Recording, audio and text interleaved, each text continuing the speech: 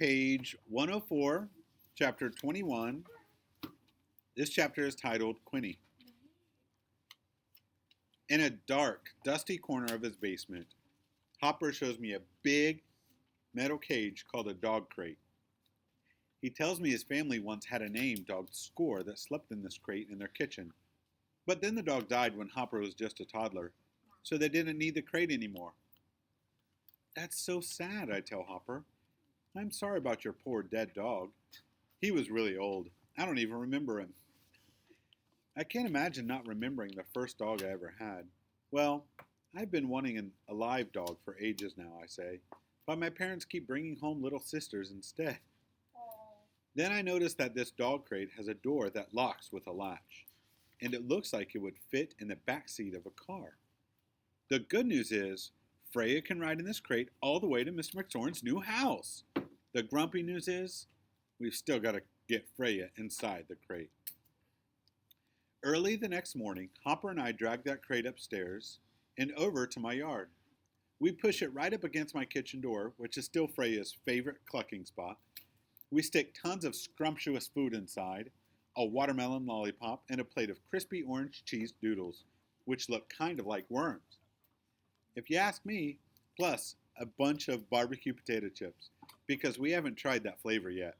Then I make Piper sprinkle a few boogers from her nose onto the whole pile of treats, because you never know what a chicken will eat, and I'm getting kind of desperate here. Then Hopper ties some rope to the crate's open door. We hide behind a nearby bush and hold that rope, and then we wait. The plan is, when Freya steps into the crate to peck at all those booger-flavored treats, we'll pull the rope to shut the door, and poof! We'll have ourselves one caught chicken. After waiting a long time behind that bush, we keep waiting. It turns out that sitting quietly behind a bush is even more boring than sitting quietly up in a tree. What if Freya doesn't like boogers? I whisper to Hopper. Shh, here she comes. It's about time. Freya chicken hops over to the crate. She barks at it, like it has no right being there by her kitchen door. Bark! Then Freya sees the cheese doodles inside the crate. She sees those intriguing barbecue booger potato chips. Bark! But instead of hopping onto the crate to gobble up everything, that chicken squeezes her skinny, stretchy head through the bars, and her sneaky little beak reaches all the food, no problem. Hey, no fair, I yell at that cheating chicken. Freya turns and glares over at us behind the bush. Bah! I'm pretty sure that means nice try, stupid humans, in chicken talk. And then she runs off with watermelon lollipop in her beak. Hopper laughs, which is the first time I've ever seen that boy laugh. But it's not funny. We're back to where we started. Any more bright ideas? I ask him. I guess we need a new plan, he says.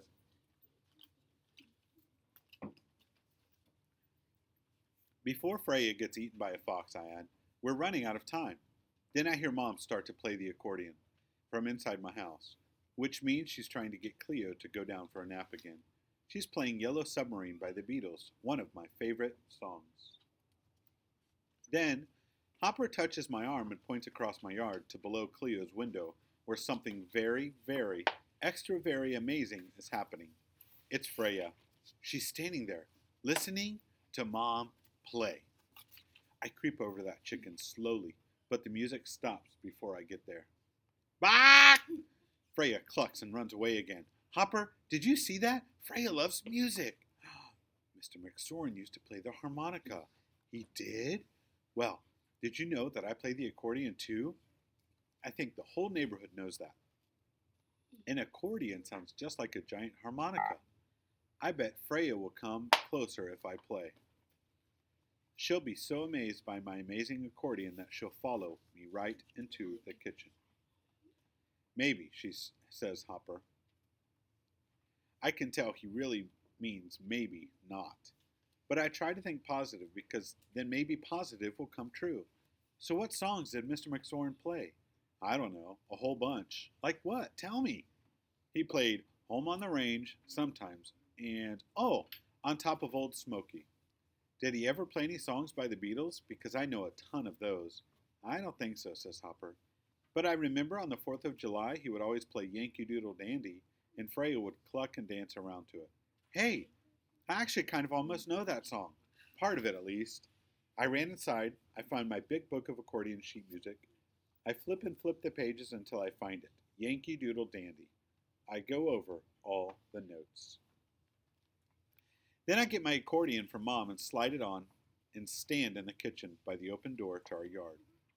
Hopper grabs the net and hides behind the door, ready to catch Freya once she steps inside. Then I play Yankee Doodle Dandy, and I even get most of the notes right. Then I play it again and again. I look over at Hopper. He peeks outside and shrugs. No Freya.